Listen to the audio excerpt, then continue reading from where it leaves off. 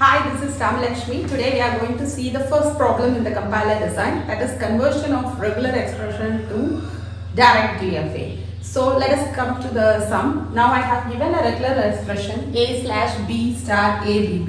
When I wanted to convert this directly into DFA. So what are the steps involved we are going to see. So first step is to augment it. So put hash at the last so that it can understand this is the end of the string. So that is the first step. Second step, you just number the input terminals. So one terminals means the symbols. Okay. So 1, 2, 3, 4, 5. We have 5 symbols. So that is the second step.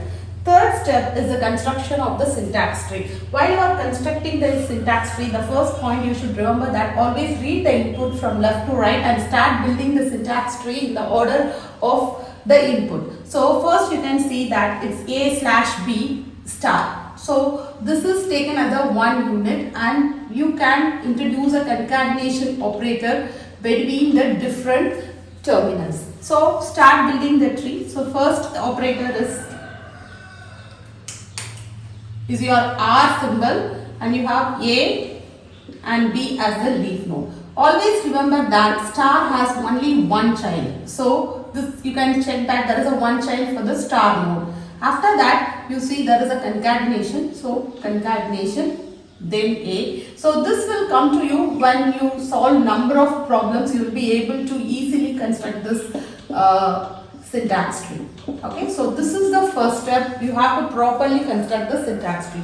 Then numbering the terminal nodes. So as you have already numbered the terminal nodes, you can number it, and this numbering is very helpful in finding the first position. So second, that is the third step, is to find the first position. So there are rules in the algorithm of the first position. You can see this rule table. Okay, now you have seen that for the OR operator, always we have union symbol, and for star operator we have a different thing, and for dot we have a different way of finding it. So first step we will start with the leaf nodes. You can note that all leaf nodes are terminals, and you can, whatever the number of the terminal, if it is not an empty node, you can give the same number. So 1 and 1, 2, 2. So you can see the numbers. So 3, 3. Their first position and the last position will be their node numbers itself. Okay, I have written the node numbers itself. So this is the next step. So this is the easiest of all. So terminals could be named with their numbers as their first position and the last position. Now we move to the next level, which is your root node. So first root node is the R symbol. For R symbol, what we have to do, if you find a R symbol, the first position is always union of C1 and C2. Similarly, it's the first position. Similarly, for the last position, you have to remember that again C1 union C2. So what happened here? Your first position and last position will be the union of node 1, 2 and 1, 2. So this is your first question and that is your last question. Now we are moving one step ahead. We are going for the star node. So what is the rule for finding the star node first question and last question?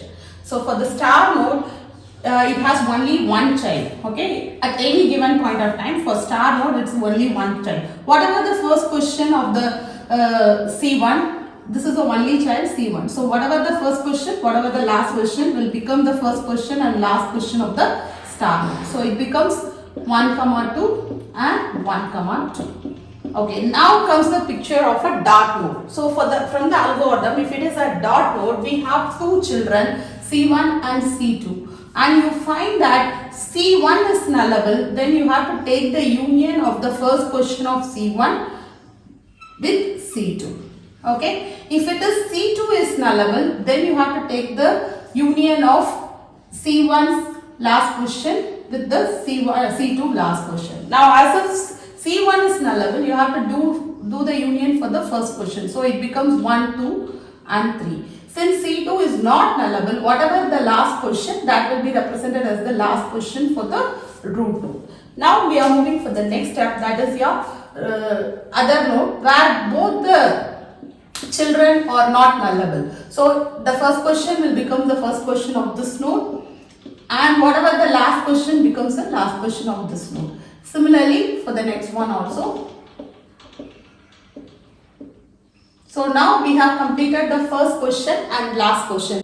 Okay, now we are going for the follow question. So for the follow question, first we have constructed table. So what are the number of nodes there? We have 1, 2, 3, 4, 5 questions, and the number of nodes on the 5 question, you know that you can write it A, B, okay, and then this is hash. Now I am going to calculate the follow question. For calculating the follow question, we have a rule. What is that rule is, we have only 2 nodes. We are going to consider only 2 nodes. One is the star node, another is the dot node. Okay. For star node, what we are going to do is, when you have a star node, we have when the star node has only one children, that is C1. So in this, whatever the last question, okay, for that you will write the first question, because you know that star is nothing but a repetition. Okay, so it's a recursiveness. For whatever the last question, it will be repeated with the first question. That is the rule for star node. If it is a concatenation node, we have 2 children for concatenation node. So whatever it has first question, last question, first question, last. So whatever are in the last question will be always followed by the first question of C2. So whatever may be the last question of C1 will be always followed by the first question of C2. So these 2 rules only you have to remember while you are constructing the follow question. Okay, let us start from this node, that is star. So here you can see, I'll rub the other thing which is confusing for you. So others, leaf nodes are not considered here, so I am just rubbing that, and we will keep this one so that you don't have a confusion. Now we will take this one. Okay, so this is, we have to apply this rule. So what is C1? This is the node. What is the last question of C1? Okay, here you have to check this. So for 1 and 2, for the star node 1 and 2, you have to write 1 and 2. So write 1 and 2 for 1 and 2. Okay, so the last question, for the last question you have to write the first question. So I have written it. So that is the first rule. Then we are moving for the dot node. For the dot node, we have 2 children always. This is your C1 and this is your C2. Okay, so it has, you know that, first question and last question. So whatever C1's last question, that will be followed by the C2's first question. So write it. For 1 and 2, you have to write 3.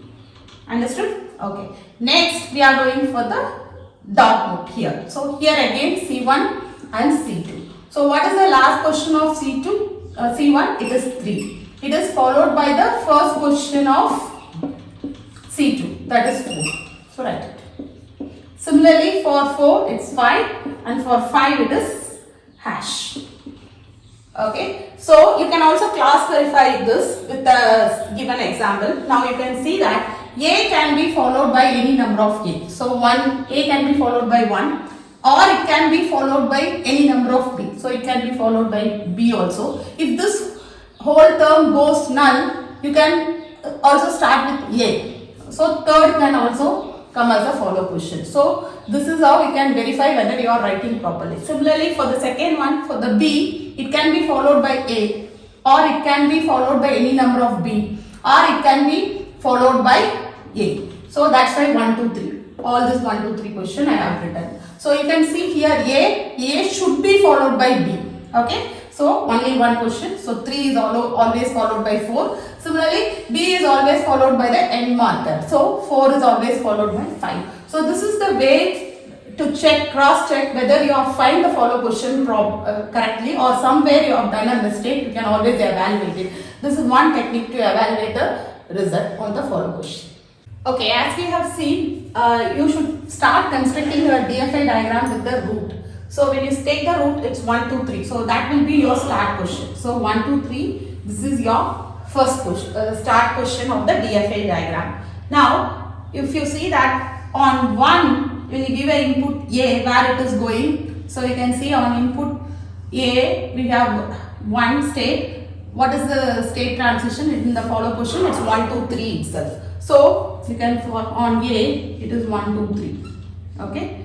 Then on 2, there is no state transition, that means it is a empty. Okay.